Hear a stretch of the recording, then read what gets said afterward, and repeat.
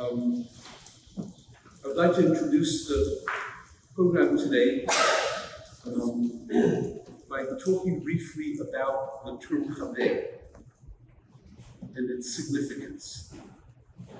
The Torah itself has a word for friend, and that's the term Reah. And in the legal portions in the Torah,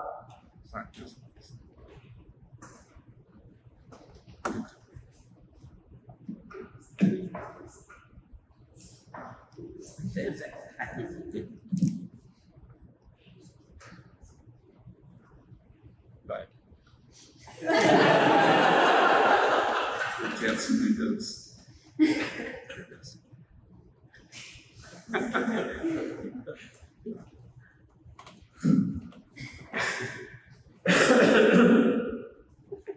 And in the legal portions of the Torah, there's a codex of laws related to Reah, which introduces us to what it is that the Torah understands about the nature of friendship. And in that short codex, it asserts the existence of a set of responsibilities that characterize the friendship relationship. The responsibility fundamentally for the life of the other, the duty of rescue, of the rescue of the life of a friend, the duty to be concerned with the physical well-being of the friend, as in Moshe's declaration of Rasha Lama Takareacha, evil person, can't you possibly strike another? You can't strike your reach, you can't assault your friend. Responsibility for the property of the friend. And then responsibility for the emotional well-being of the friend. As in Lontana Reacha in Shah, not to testify falsely against a friend, offending the very nature of the relationship, of friendship. And a sense of responsibility for the spiritual well-being of the friend. In each of these dimensions, friendship is not just an awareness of the other. Friendship is a deep sense of responsibility for every significant dimension of the life of another person. And its culmination, of course, is in V'ahavta l'reacha kamocha. That's why the Torah uses the word reah in regard to this requirement of love. That's the culmination of all of these different dimensions of responsibility for another, is that's what characterizes love. And that's why the Torah can speak of re'acha shak'nafshecha, the friend who is like your own being. But the Torah itself does not use the word chaver for that purpose. The Torah itself uses the term chaver to describe a binding or attachment, specifically in the context of the building of the sanctuary in the desert. It doesn't use it as a noun, it uses it as a verb. L'chaber. L'chaber et ha'ol liot echad. Right? The act of tying together, binding together, of attaching all of the parts of the sanctuary to make them into one. It's not attachment, but it's an attachment in holiness. Right? The Torah uses the word chaver specific, this term, chaver, specifically in relation to the creation of a binding that adheres in holiness. And the prophets sort of picked up on that, and then it extended it. Ezekiel, for example, makes reference to this notion of the uniting of the Jewish people, chaver, one with another. And it's a uniting in the holiness, it's the creation of a binding that creates, that generates holiness, that makes possible the achievement of holiness.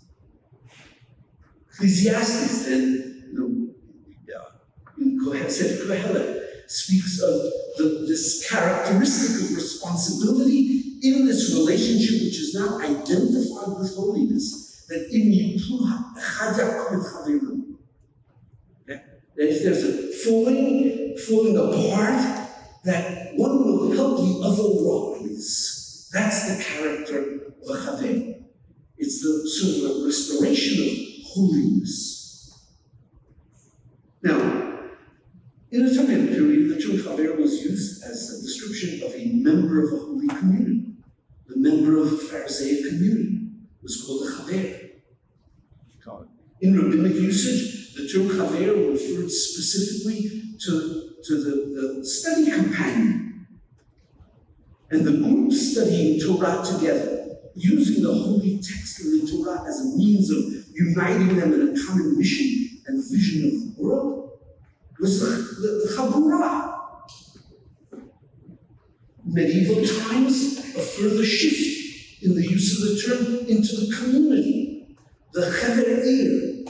The Chaver was the group of people who assumed responsibility for the well-being of the community in every dimension of its existence. And through most of medieval Jewish history, wherever there were autonomous Jewish communities, there was an understanding that there needed to be a Chaver, there needed to be a group of persons who assumed responsibility for all of the dimensions of the well-being of the community. And communal leadership throughout medieval Jewish society consisted of Chachamim and Chaverim. Scholars, people of Torah wisdom, combined with people who understood the realities of the life of their community and knew how to achieve holiness for a community. And over the course of centuries, particularly in the German community, they developed a pattern of granting the honorific, the title Chaver, to individuals who represented that kind of merger, the sense of responsibility, a sense of responsibility for the spiritual and material and emotional and ethical well-being of individuals and of the community. And people who, at the same time, were engaged in the real world in a way that furthered those goals. So I don't know whether this particular moment in time is unique. I don't know really, because there have been no central records of people who have been granted this honorific of Chaver. But we are gathered today to extend this honor to Tobi Kahn, because he represents in many ways this achievement of modelship, of the use of his artistry, the use of the gifts that God has granted him, and the use of the self of Tobi, that whole person, as a way of forging the capacity to increase the sense of holiness in the world through his art. So I don't know, as I said, that this is the first time that an artist has been recognized in this manner. But Tobi, in that sense, serves as a model for us, for every one of us, because in the reality, is that not the central challenge of life? To marshal the gifts that God has given us, together with the efforts that we have invested in perfecting our own means of productivity, whatever realm it exists, and using those to produce greater value, greater holiness in the world. So with that, I would like to read an English version of the document, which exists here, also in its Hebrew version, and which will be signed in its Hebrew version.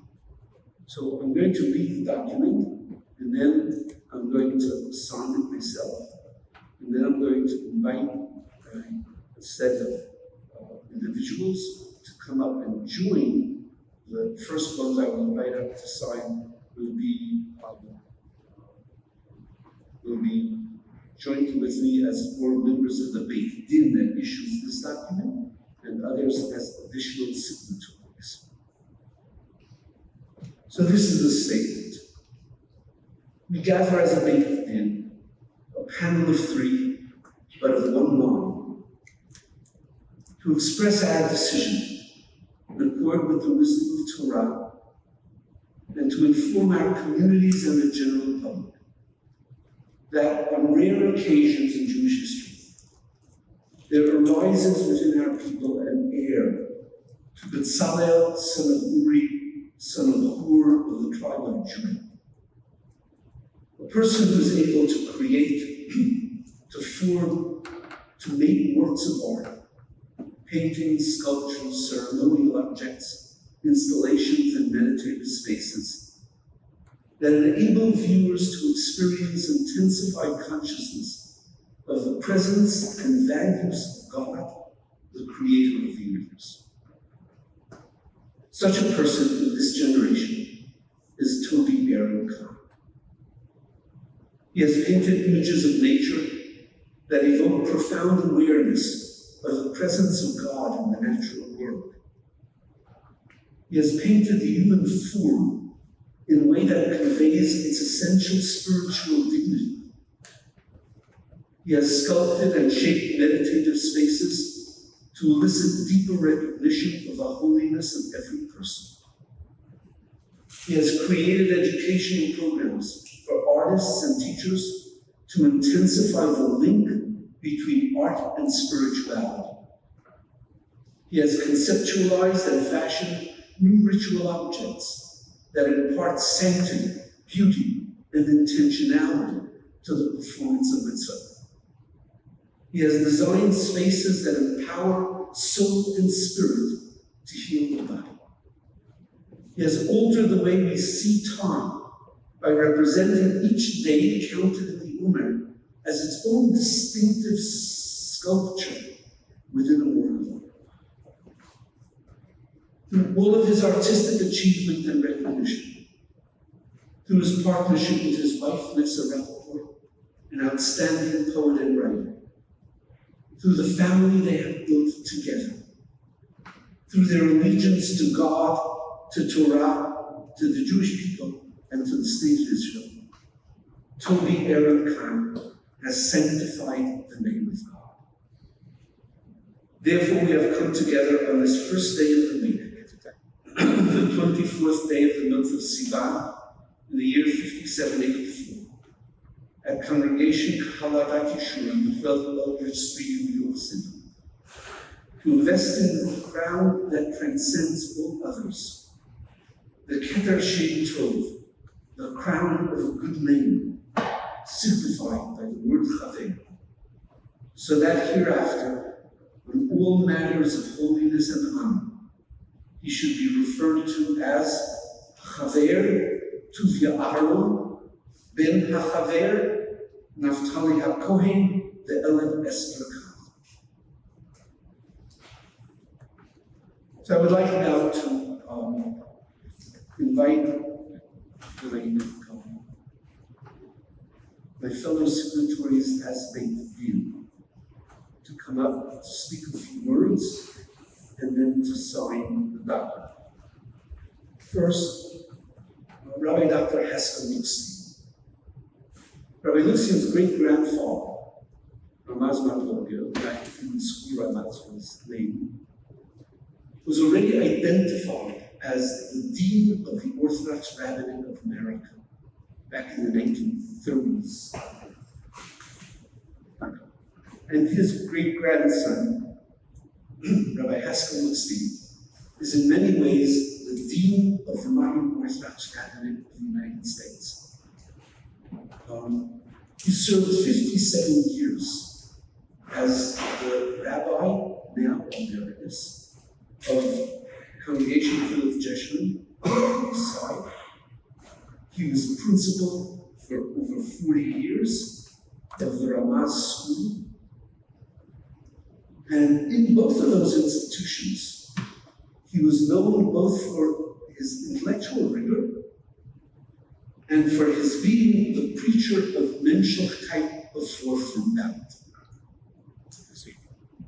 And I think those qualities are qualities of Kedusha, are qualities of holiness, which earns for him the privilege and the right to issue this document to Tobi Kahn. So I would like to invite him here to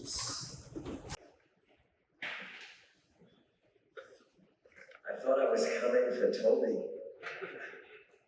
I was coming to receive this introduction.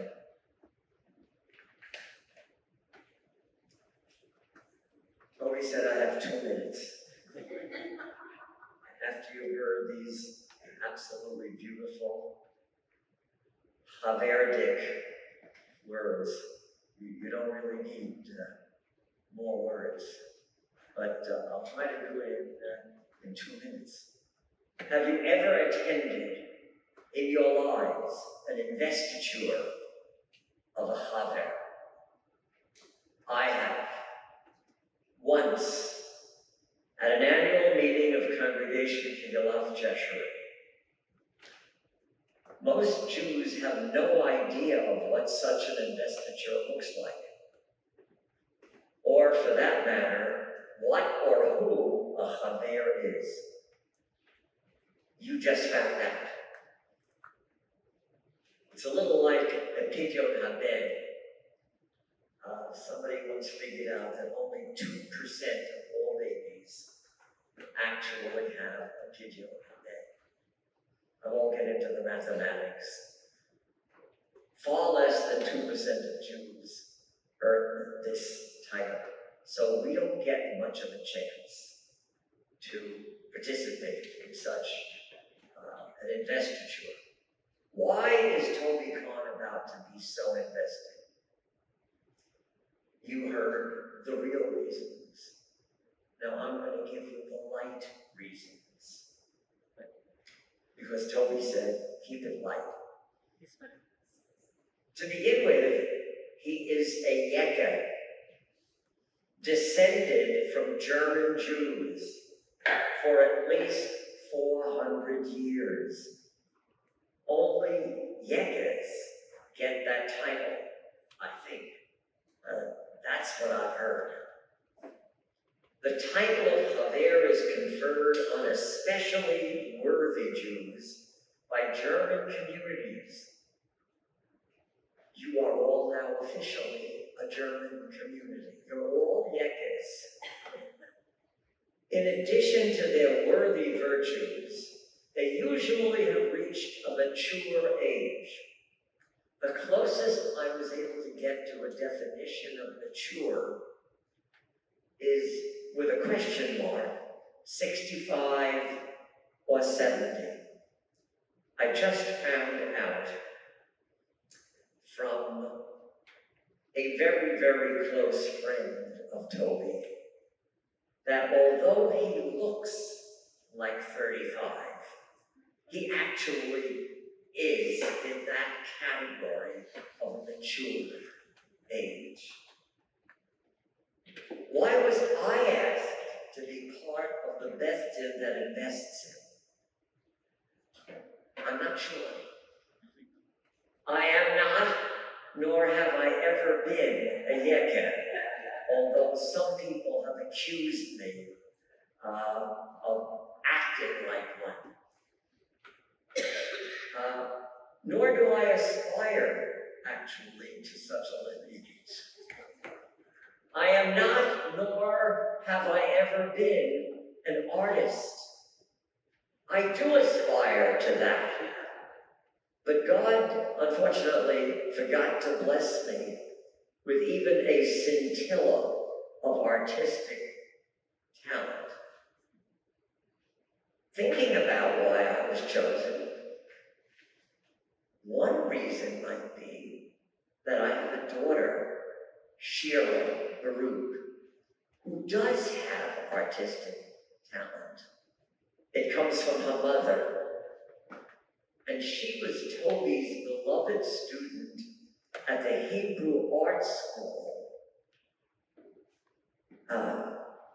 when he was about 5 years old, many years ago. And she did extremely well under his tutelage. But I guess the real reason for my being here is that I so love and admire Tobi for the gifts that God has bestowed on him, and that he in turn has bestowed upon the Jewish people and the world. And above all, and I'm so happy that Rabbi Berman mentioned this and its importance to me, because I so appreciate Tobi as a magnificent mensch who is married to an equally magnificent mensch, and who together have raised a family of magnificent mention. I have always cherished Tobi as a Chaver, whatever that means. All I am privileged to do today is to join in changing the C, lowercase, in Chaver from a lowercase c to a capital C. He really deserves to be a capital C. Mazel tov, Tobi.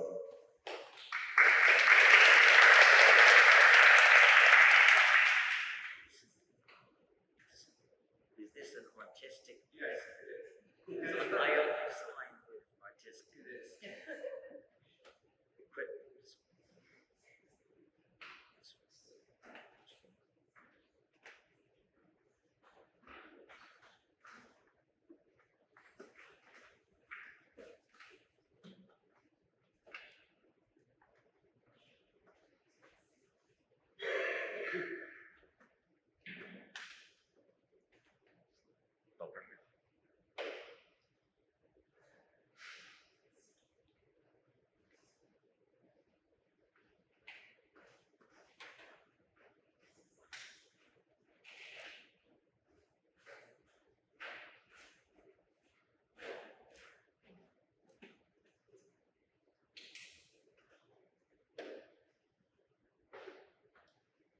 That was right.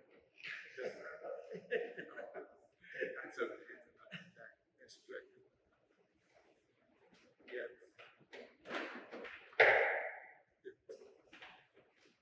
told you I have no artistic talent. Fix the pen. There.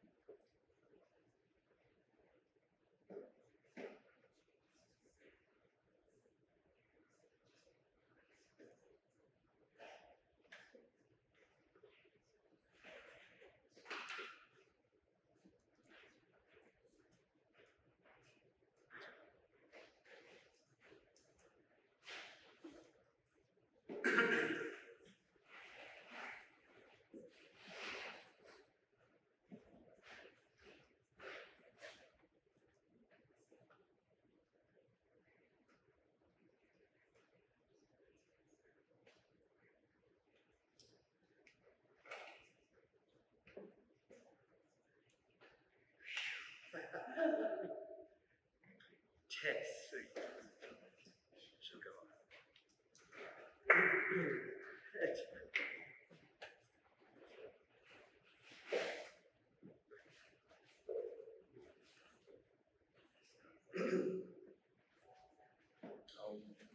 As a third member of our big deal, Rabbi Klaus is the principal of SAR Academy, which many of you are aware of, I'm sure.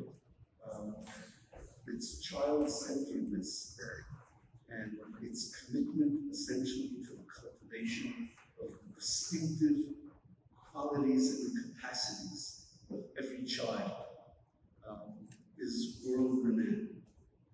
Their capacity to recognize what the school itself in its mission statement says is the distinctive divine spark, the uniqueness of every child.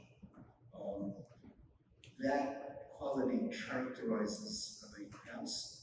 He understands what that means, and he has supervised the implementation of those qualities in his school. He is also the 11th generation of Rabbis Krauss, and there is his late father, Simon Krauss, and his mother, Mr. Krauss, were his father as rabbi, his mother as extraordinary educator, left deeply profound marks in the Jewish educational world and the world after. And so we invite him also to come forward to say a few words, and then to sum it up.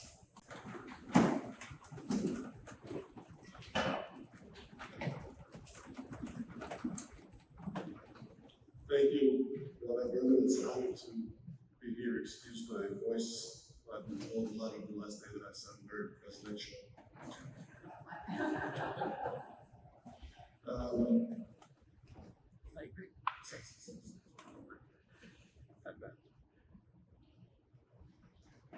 It is unusual to be honored to be told that you are the backup signatory on this meeting, but that is the way I felt when you called me.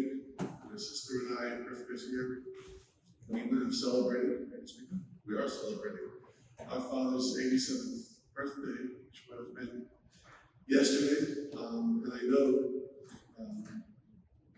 that I stand here in his place and representing, as Rabbi Berman said, a beautiful tradition. I actually took pictures I'll show you later of the Smichas Chaver that my grandfather gave to Mr. Brockman's father, I believe, which hangs in my office. So I haven't been to too many of these either, but the meaning is deep for me, and I really appreciate the honor to be here. Rabbi Berman went to the core of the term Chaver. I just wanted to add one thing. The Gemara of Basra and other places talks about the halachic significance of Chaver. The Gemara basically says that if someone says something in front of three people, you can assume that the rest of the world knows about it, because Chavra itlay. One friend has another friend, and that friend tells that to another friend, and therefore you can just assume that the word has spread out. True, that usually is. But there are certain people who thrive in a positive way on being connectors. Tobi, every time I talk to you, you're making another connection. You tell me about people that I'm supposed to know. And we make connections through family, through friends, through work, through school, through your work, and through your passions. So to think that the ultimate Chaver is someone who makes connections, loves connections, is passionate about those connections, is being bestowed with the term and with the honor of Chaver, and I think something that's very, very appropriate to you. But of course, Tobi, we all think of you as someone who knows what beauty means. That source from the Shirat Hayam, that source from the Shira that says, that we take God and we beautify. Somehow we're given permission to not just accept the world that God gave us, but to use our own passions and talents to improve on it, which you can imagine would be problematic if we weren't given that permission. That is what you've dedicated to your life to. That's the source of Hidur Mitzvah, not just to take a mitzvah, but to make the mitzvah beautiful, not just to sit in a sanctuary, but to be in a sanctuary that is made beautiful by people partnering with God. That is really what I think your life is about. The Gemara says that there are other meanings of the Anveyu. Havei Dom Elo, you should be like God. You should be compassionate like God. You should be kind like God. So when you bring beauty into the world, when you imitate God, that is certainly something that really is deserving of the term chaver. And finally, the third explanation of the Gemara talks about naveh as a bayit. You build homes or houses for God. Those houses are beautiful. When people of compassion use their talent to build houses of God and to make those houses of God beautiful, we truly live in a world that, it's even in dark times, that represent light. Who could think that you could take mitzvot, maybe are mundane, you can take Shira Omer and make it beautiful, you can take Mezuzah, make it beautiful, you can take so many different things and figure out the beauty in the mitzvot that God gave us. You can take those houses of God and make them truly houses of God where we want to partner with Him to make the world beautiful. It is an honor to be here as you become forward. Thank you, Mazal.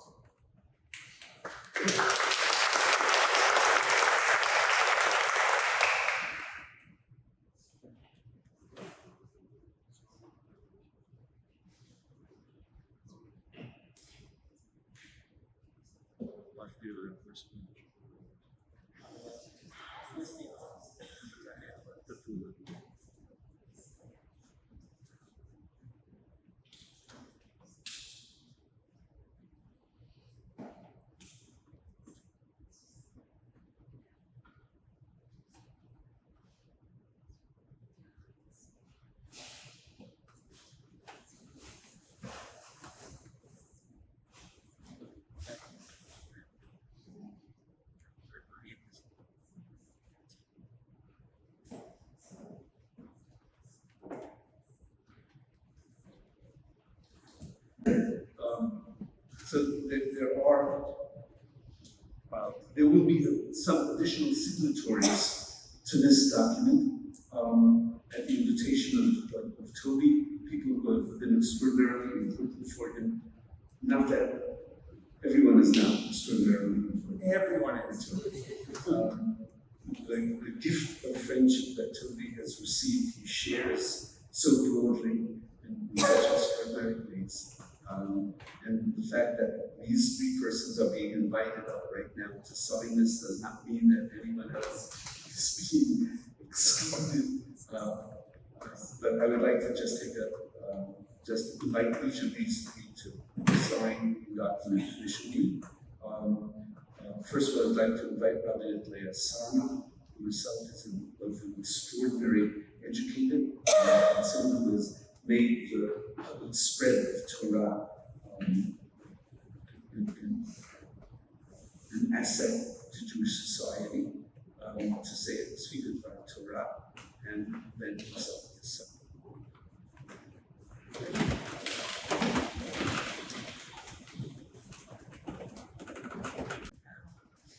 Tobi, you're not the first artist to have work shown in this place, as you can see. The building is itself the work of artists, the ones who first built it, the ones who refurbished it while it was still in heavy use. They added light bulbs and all the newest sorts of technologies and trendy materials of their time. And then, of course, there were the artists who restored it in our own times as well. Everyone loves to talk about the windows of this space, the old stained glass one, the new stained glass, but my favorite windows here are not the glass ones, but the painted ones. They were made by artists who said to themselves, I know what there is to see outside, but what do I want to see outside? And I think they had this moment in mind because they painted that messianic glow, they painted it blue. And if you've ever talked to Tobi about the color blue, he will tell you, I have a thing for blue. Sometimes people think that art is about looking at things and then reproducing them. Wow, that totally looks exactly like this flower that we're looking at. But the skills of copying and reproducing, that's barely a fraction of what it means to be an artist.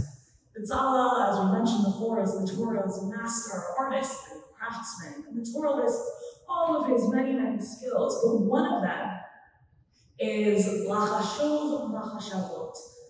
Now, it's tricky to translate this. It's something like he had the ability to think many thoughts, which sounds strange and redundant, and why is that here? Rashi says it's about weaving, Ravanel says that his skills were self-taught. But Ibn Ezra interprets it as follows. Ibn Ezra says, "Lachashov bilibo, machashavot shelo nir'u k'motan." He could devise in his heart designs which had never before been seen. He could see things that weren't there. He could envision. I've never seen the Kruvim before, but I can imagine it in my mind's eye, and now I can make it designs which have never before been seen. And the painters of these windows, they had that same skill. They didn't paint what they saw, they painted what they wanted to see. When I dive in, I don't want to look out on tenements. I want to dream of a glowy blue messianic possibility. What if that were just beyond the window? Artists don't keep their mind's eye to themselves. The mere act of creating art is to share your mind's eye with others, which means that artists are inherently educators. The artists of these windows, they had dreams, and they wanted everyone who stepped into this building to glimpse those dreams. They wanted to teach people praying here to imagine a window that looks out on more than just the normal crunch of life. Tobi teaches through his artwork. In his Judaic guide, he doesn't just enable people to keep mitzvot in this really dark, beautiful way, but his Judaic art includes deep Torah insights. Tobi's material that pretends to not be Judaica is in fact also Judaica, and it teaches Torah as well. But Tobi doesn't just teach through his creations, he teaches with words and community building, and the special kind of sight that involves finding talent in others and helping them to cultivate it. Bezalel was not just a craftsman, but a master educator. The Torah describes that the skill of teaching was divinely gifted to him. Who wrote Natan Bilibo. Ibn Ezra points out that not everyone who is smart is also capable of teaching. Lots of smart people actually can't teach. Lots of talented people cannot teach. Yesh chachamim rabim shehem kashim lahorot achirim. There are lots of other people, and it's hard for them to teach others. Teaching is a unique gift. Creating something inspirational has nothing to do with teaching others how to do the same. I have had the privilege of teaching alongside Tobi for the past number of years. As you might know, Tobi co-founded the Barbara C. Freeman Artist Meet Midrash at the Stryker Center many years ago. And the way that Meet Midrash works is first there's an hour of learning on whatever theme had been chosen for that year, led by, for example, me or other Torah teachers. And then the participants present their own original works of art for suggestions, criticism, and discussion, led by Tobi. Now, when Tobi first called me a number of years ago and asked me to teach, the first thing I said was, I'm not an artist. I don't think of myself as a visual person. I was concerned that I wouldn't know how to sew together the right kind of Torah for this crowd. But Tobi is a teacher. He saw through my lack of confidence, and he showed me that artists approach text differently. When given the chance, they ask fresh questions. They bring astounding new insight. I loved it from the very start, and eventually this kind of teaching, it made me really brave. So this past year, on the theme of color, we explored texts about leprosy and menstrual bloodstains. These texts aren't exactly anyone's go-to favorites for inspiration. They certainly aren't typically taught at the Stryker Center, but they are one of the main places where rabbis are trying to use words and text to describe these ultra-specific shades of color. And when you look at these texts through the eyes of artists, they become way less about mottled skin and bloody discharge, and instead they come alive with color theory and the relationships between color, nature, and memory. It was breathtaking to me. Tobi created the Artist Meet Midrash not just so that artists would learn more Torah, but so that the Torah could be enriched by artists. Sometimes people in the Torah world are proprietary. You can only learn Torah with me if you meet certain specifications. You have a certain level of Hebrew language, a certain level of observance, a certain kind of clothing, a certain kind of gender, perhaps. But through the Artist Meet Midrash, Tobi makes the opposite statement. The Torah needs everyone. The Torah needs every last Jew, because even people you would think have nothing or little to do with artists, maybe with Torah, maybe you would say artists, for example, they actually have the most to do with Torah. The community of this Meet Midrash is meticulously upkept by Tobi. He makes sure that everyone feels comfortable, encouraged, and welcome. Most people receive phone calls from Tobi, just checking in, just wanted to ask you something. And you see the same people back year after year because of that, because they love Tobi, because they're drawn to his warmth and love for Torah and his support for their art. And to Tobi, this type of community building is just an obvious part of teaching. But let me tell you, it's not obvious at all. Tobi's art and his teaching are a profound service to the Jewish community and to the Torah. I said before that Tobi approaches his teaching with an eye towards where can this person go? The cultivation of talent, something like a Hanoch l'artist, al Pidarko. He's always looking to inspire his students down their own unique paths. Someone at the artist being Midrash will show a work and Tobi will say, wow, that reminds me of a young, insert artist here that I've never heard of, but is apparently very famous. And then he'll pull up a picture by that person, and of course it's spot on, and there's something just between what had just been shown and this famous artist, and it's just amazing. And the message is always, you are full of promise. People like you have made it out there. Keep working at it. And then there's often, a constructive suggestion, like, what if you tried it this way, or maybe in purple, or something like that. And when the Israelites set out to build the Mishkan, they were all exclusively potential. They didn't have any practice with the skills they needed to create something beautiful out of materials that they had collected. So the Ramban says about people in the desert who were called to build, there was no one amongst them who had learned these crafts from an instructor or had trained his hands at all to do them.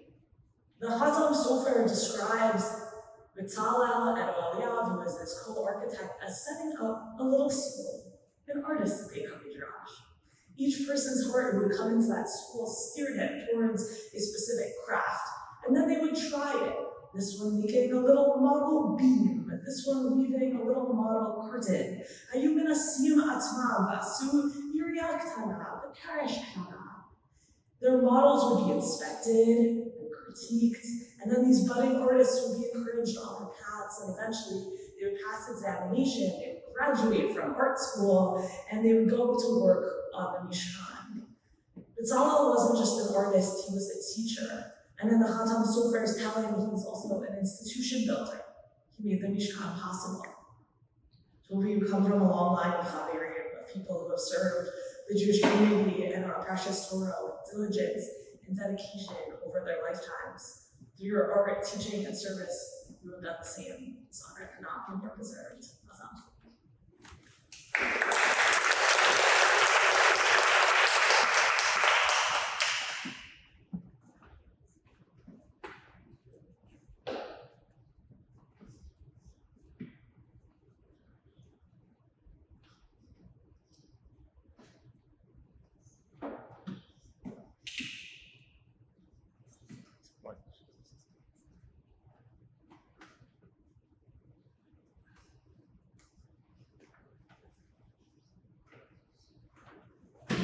No.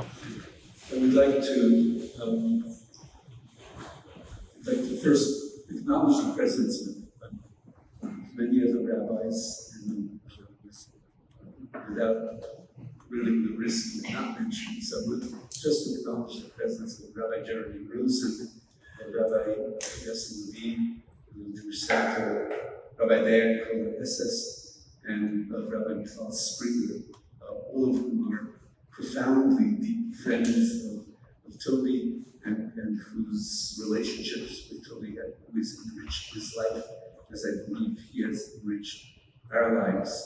But I would like to ask two other persons at this point to come forward to sign this document before we introduce Tobi and allow him to respond.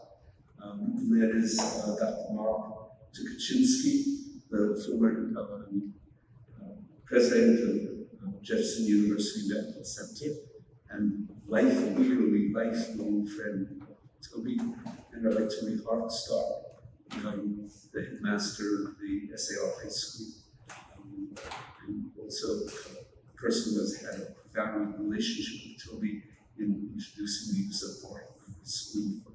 So, art.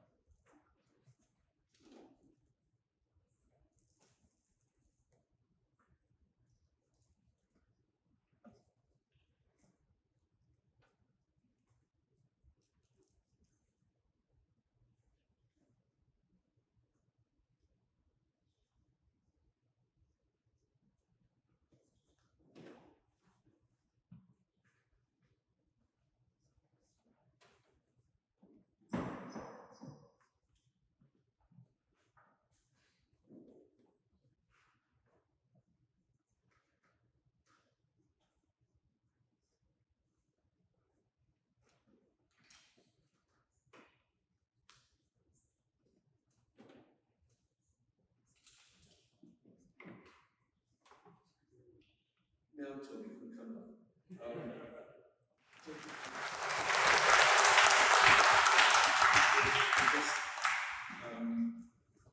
Tobi has had an enormous impact on our lives, my life, my wife's lives of our children.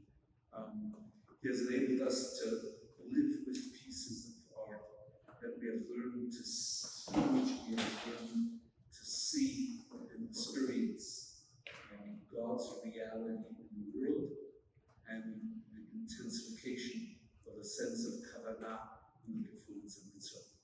And for all of that, with my great gratitude, I present to you Chaver, Tobi Kahn, and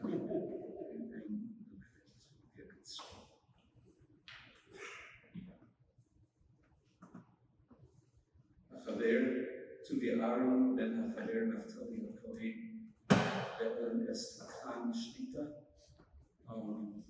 Here he is.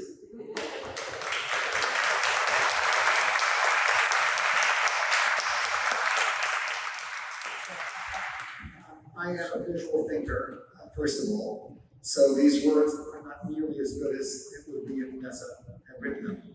I did this together at 11 o'clock last night with our youngest daughter, Doria, who was very patient with me because I said, I've got to have something to say since Mommy hasn't written it for me. So this is one of the few times I actually wrote this with Doria. So first of all, I want to thank Samuel King, who I was so lucky to have as a student and as an assistant. And you're so above my pay grade, I can't believe you're actually filming this, so thank you. I want to thank this amazing institution.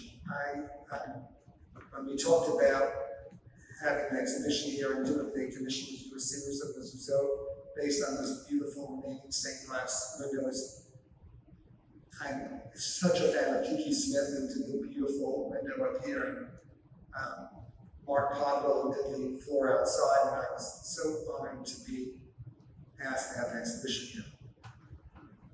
I love art. That's all I've ever wanted to do. So first of all, thank you to Eldridge. Yesterday was the 20th anniversary of my amazing mother, Tobi Kahn. The woman made me who I am. If you like me, it's her. If you don't like me, it's not her fault. I was probably screwed up in a way.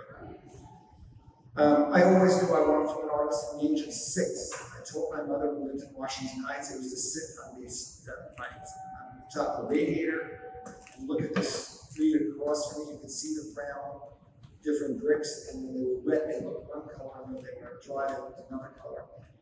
And I said to her, Mom, I love this. And she goes, what are you looking at? I said, just sit here with me for a minute. And this is why she's a great mother. She sat with me. She said, wow, that's so interesting. I didn't realize bricks change color because of warm light. She enabled me to become the artist that I wanted to be. In the early 80s, I had a show at the Guggenheim Museum that literally changed my life. It was called New Horizons in American Art. And until then, I was totally broke. And it's because of that show that I was able to start dating in a serious way to get married, and that's how I made 2 years later met Nessa. But my closest friend at the time in art school was Rafaela Camatante, and she came to me at the opening, at the Guggenheim, and said, don't think you're she's Italian Catholic, so just thinking what she said, don't think you're this. If Ellen were my mother, I'll be happy to show up the Guggenheim. So I want to say I know that's true. My name is Tobi Kahn. I'm named for my uncle Arthur, who was the first Jew killed by Hitler right when Hitler became chancellor. He was a medical student and he drew like a dream. My father always said to me that when he would go to gymnasium, he would have my uncle Arthur draw something for him because he didn't want to fail art. And he would, on the way to the school, and start racing things to make it look decent, and he would get a B, and he said it would have been an F. And he not had my uncle do it, but it was a B because he scratched out certain things. So I never do anything without thinking about my uncle, because he was killed at the age of 21, and he wanted to make the world a better place. He did early cancer research. And so I'm here not only as Tobi Kahn, but as I love that Rabbi mentioned, I'm Tobi Kahn in memory of him. I'm the 4th generation Chaver. I am so proud to be a Yankee. I can't help it. I think it's the greatest thing. I know absolutely there are problems with us. But I don't know if you remember this, but when I had the show at the Guggenheim in the 80s, I was then going to the Jewish Center, and I don't wear a jacket at shul, and I was very close to Mr. Lunzer, and Mr. Lunzer said to me, "You just read the Times, you got a rave review, you're the first observant artist that goes to our shul, you can come up without a jacket." And I was wearing a vest, because my mother gave me vests, and I got no meal. I don't know if you remember this. I then come to KJ, because I went to the museum every day. I remember one of the guards saying to me, "Why are you coming every day? What if people don't like your work?" And I said, "They're talking about the work. I don't care if they like it or not." I came to this, and I wasn't wearing a jacket either. And you said to me, I'm sure Peter Lund's a little bit difficult there, but because you got that great review, you still read the Times at that time. And because you got that great review of the Times, and you do have a show at the Guggenheim, I'm going to give you a lead. And I said, I got one this morning at the Jewish Center. So I thank you. I've loved you since I met you. So my father and grandfather, Herbert Kahn, and my grandfather, Joshua J. Shapiro, received their Chavers from Rabbi Breyer in Washington Heights. I love that the name of this shul is the same name, Aladash Shul, as the one in Washington Heights. My great-grandfathers, my mother's grandfathers, Leo Kruskow and Tobias Shapiro, both got their Chavers in Frankfurt from the Kituah. I'm so honored to continue this tradition. Being an artist for me is not a choice, and I'm so touched that there's so many artists from the Artist Day to the Drush here.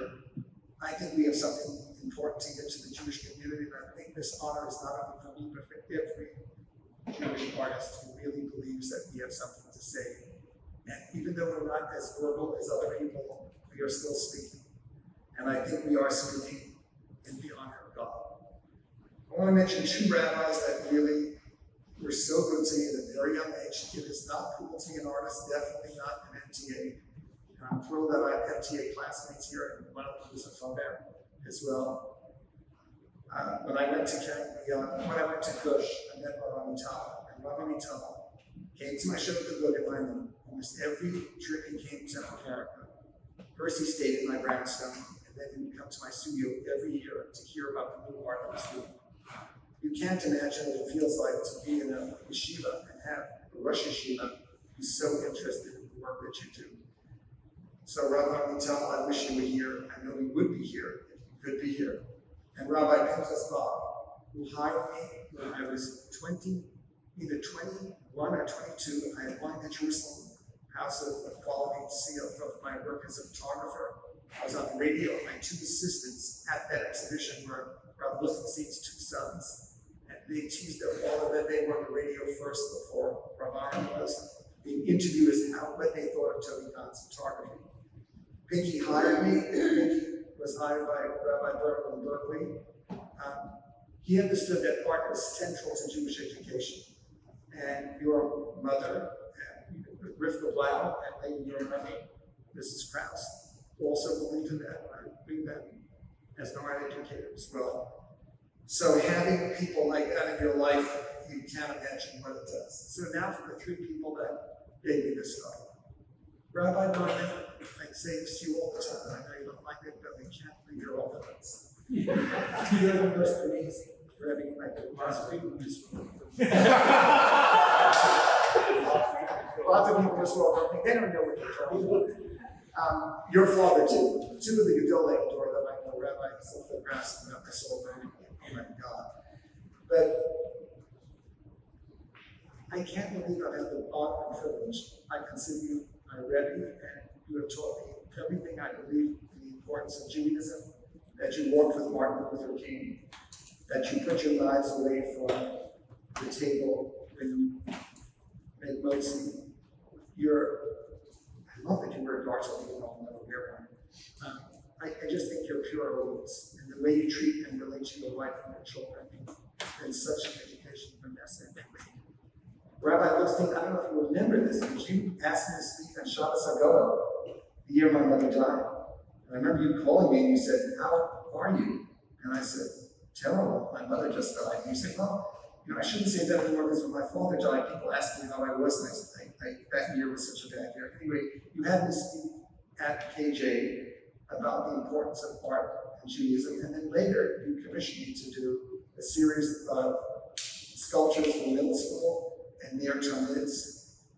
You came to so many different things to help me create the art that I wanted to do and give us the halachic reason for why they were done at the Jewish Museum of Jewish Heritage, and you have been stolen.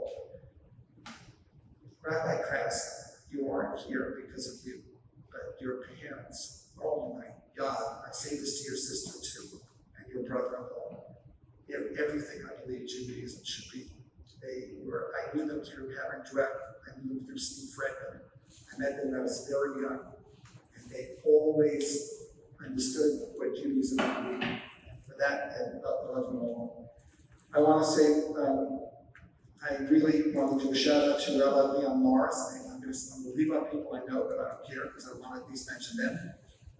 Rabbi Leon Morris, 20 years ago, we started the Art Faith Midrash. It's one of the things I'm most proud of in my life. I've worked with staggeringly brilliant artists, and a few of them are here. I want to thank Rabbi Diane Coloresis, who I've learned so much from, and somebody to teach together with. Oh my God. Rabbi Nikolai Asana, I've never met anyone like you, and everyone in my family respects you. I know that you taught my youngest daughter as a college. She didn't realize that we were so close. And I then want to talk about somebody else who I so admire, who is Carol Brunglass Spinner. I had the great honor of meeting her at the same time I met Leon Morris, and we founded the Havodah Arts. We worked with 10,000 university students to make their own ceremonial objects. My exhibition of paintings and ceremonial objects traveled to 27 museums around the country. We were supposed to travel for 3 years, but we stretched out the money, and it's also, I'm so happy that Judy Ginsburg is here to help give money towards that program. It went to 27 museums over 9 years. I mean, that's a lot of museums, and I want to thank Nessa for letting me leave. I didn't take a penny for it because I was told by a few people, if you take money for it, you're not going to get big grants. So I did it for free, and I'm so proud I did. So thank you for that. I want to mention Rabbi Joy Levitt, who is not here today, but Rabbi Joy Levitt was then the head of the Marlena Myerson JCC, and because of her, I was commissioned to do many things, including one of the most recent projects, a meditative space, sukkah, that is used all year round, because I don't believe art should be put in storage. And I want to thank Zilda Stern for enabling that to happen. And I want to end on a personal note and talk about the fact that I am so blessed to have a sister who is a poet and a translator, who is my older sister, who taught me when to keep my mouth shut to get things done, what it actually means to know that art is your life, and be proud of that.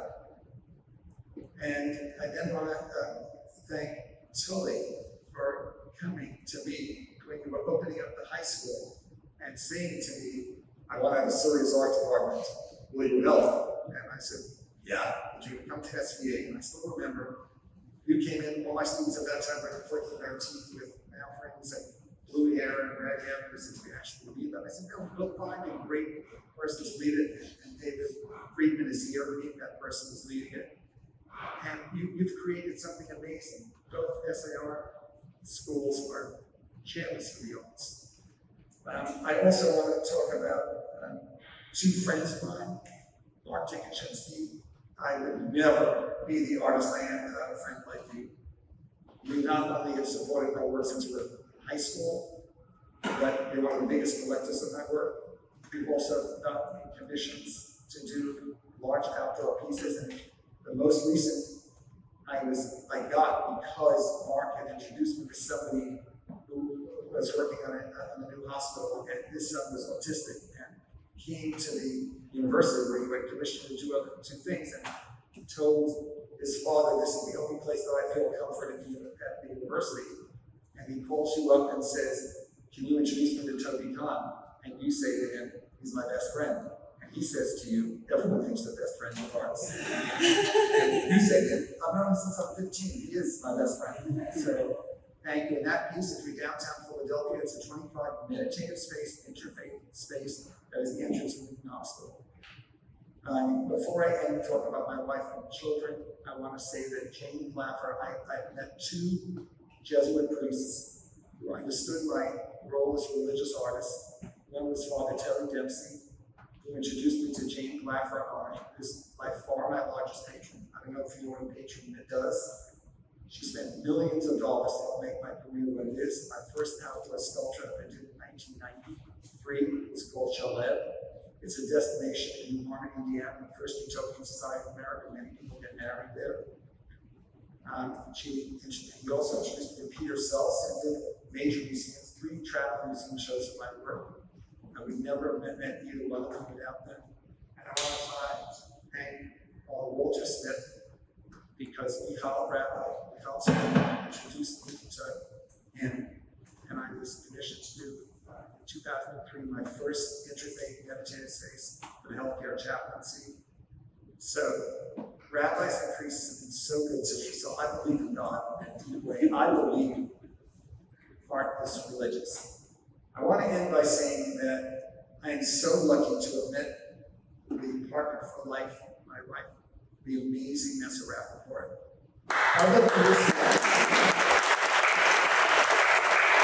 Other than this speech, she's written everything I've said since 1980 something. So I'm hoping I did okay. And I want to thank our 3 children. We have the most glorious unicorns, 3 unicorns, and they all married amazing unicorns. And we all understand that God is present in everything, and that not everyone has to be a carbon copy of anybody else. Thank you all so much for coming. Right now, I'm giving up on taking me through the tour because I know the museum has a time element. Nessa's going to speak, but because of Bloomberg, everyone's getting a catalog. But Bloomberg made this great app, and Rabbi Berman teased me that I never talk about my work so literally. If you go to the app, you'll hear me talk about every piece of art that's downstairs. There are 50 pieces of art in this exhibition. So thank you all. That's a wrap for it. You can close the thing. Making it possible for everybody to hear the speakers.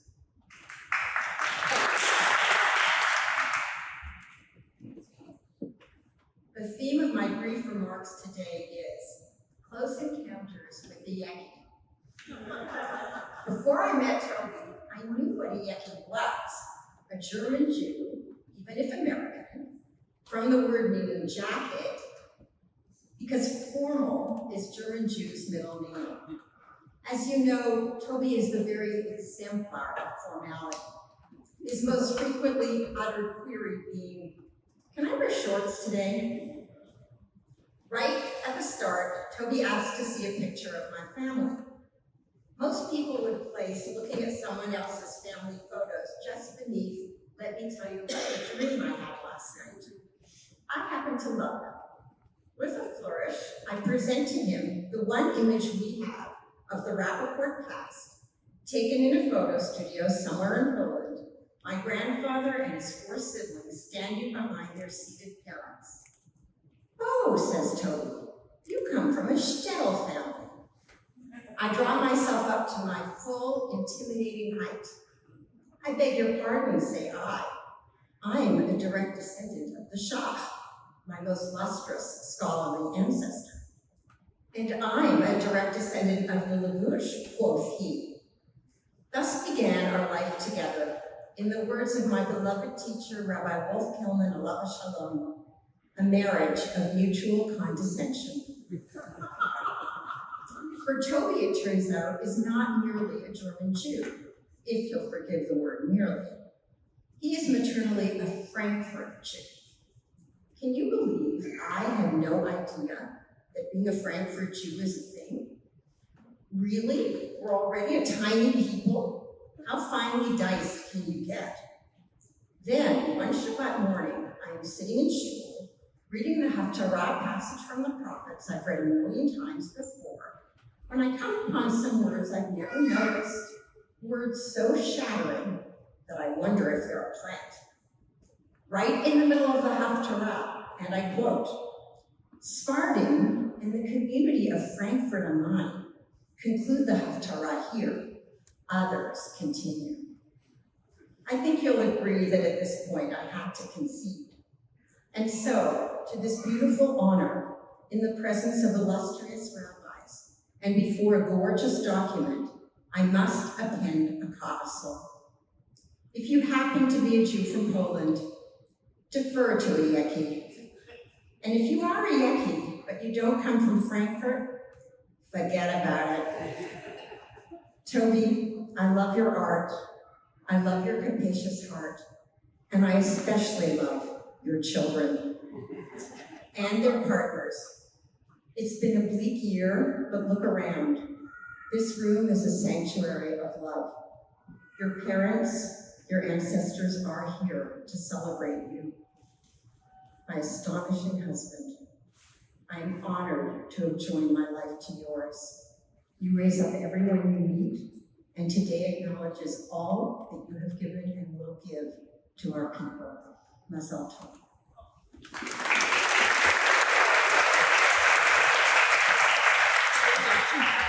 So I just want to thank every human being for being here.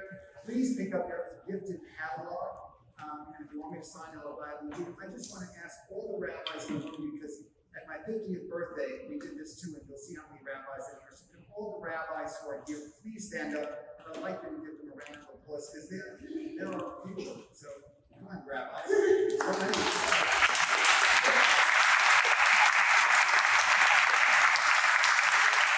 There's one more rabbi left to meet because she has a baby. Anyway, enjoy anytime you have here. I know the museum is now open to everyone. Take a bottle of water, take a catalog, and take the Bloomberg app thing so that you can hear everything here. I thank every one of you for being here. Thank you.